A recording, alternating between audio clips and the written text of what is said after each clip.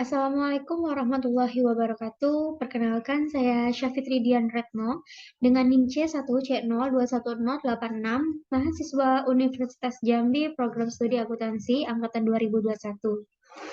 Pada kesempatan kali ini, saya akan membahas materi perpajakan 2 dengan judul PPN Masukan dan PPN Keluaran, dan juga pengkreditan pajak.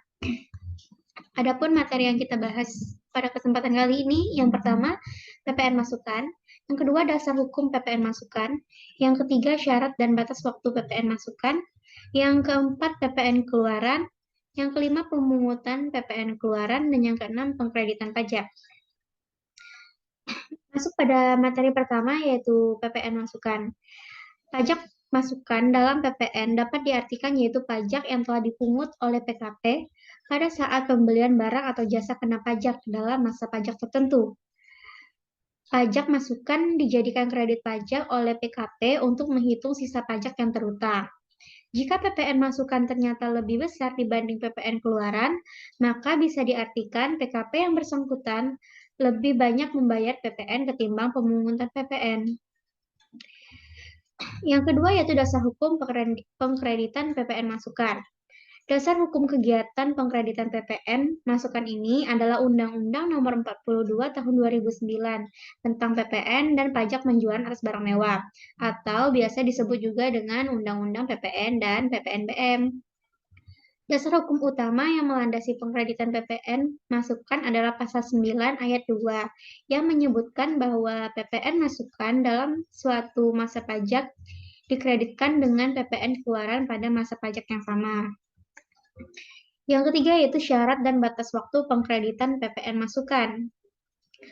Agar PPN masukan dapat dikreditkan untuk suatu masa pajak yang sama, ada beberapa syarat yang harus dipenuhi dan berlaku untuk seluruh bidang usaha. Syarat-syarat tersebut antara lain yang pertama, tercantum dalam faktur pajak lengkap atau dokumen tertentu yang diperlakukan sama dengan faktur pajak. Yang kedua, berhubungan langsung dengan kegiatan usaha. Hal ini artinya pengeluaran yang dilakukan oleh PKP adalah hal-hal di luar operasi usaha. Batas waktu PPN masukan sebagaimana diatur dalam Undang-Undang PPN dan PPNBM adalah 3 bulan setelah berakhirnya masa pajak yang bersangkutan. Hal ini diatur dalam Pasal 9 Ayat 9 Undang-Undang PPN dan PPNBM.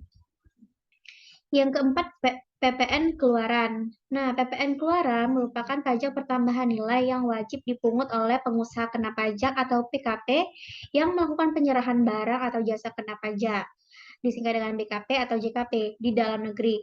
Ekspor BKP berwujud dan BKP tidak berwujud, serta ekspor JKP. PPN pengeluaran ini dipungut oleh PKP atas penyerahan BKP atau JKP dari pembeli atau konsumen. Nantinya PPN keluaran yang dipungut oleh PKP ini akan menjadi kredit pajak yang harus dikreditkan dengan PPN masukan. Selisih antara PPN keluaran dan PPN masukan tersebut merupakan besaran PPN yang harus disetor PKP kepada negara. Yang kelima yaitu pemungutan PPN keluaran.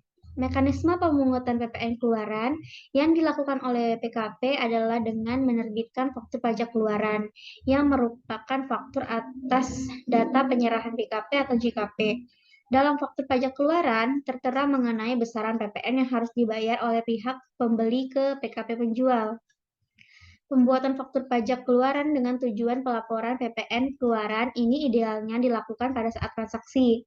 Artinya, saat terjadi transaksi, PKP penjual idealnya segera membuat faktur pajak keluaran untuk segera disampaikan kepada pembeli.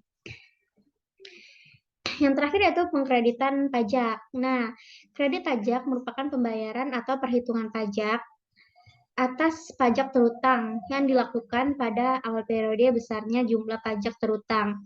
Ini merupakan pengurangan antara pajak yang telah dipungut antara pajak yang terutang dikurangi dengan pajak terutang, termasuk pula dengan penghasilan yang terutang dari luar negeri. Aturan yang mengatur kredit pajak dimuat dalam Undang-Undang Nomor 28 Tahun 2007. Memuat pula siapa saja yang berhak melakukan kredit pajak. Manfaat kredit pajak sendiri dapat mengurangi pajak terutang yang dimiliki wajib pajak. Hal ini juga membantu wajib pajak mengetahui apakah terjadi lebih bayar atau kurang bayar atas kewajiban pajak yang dimilikinya.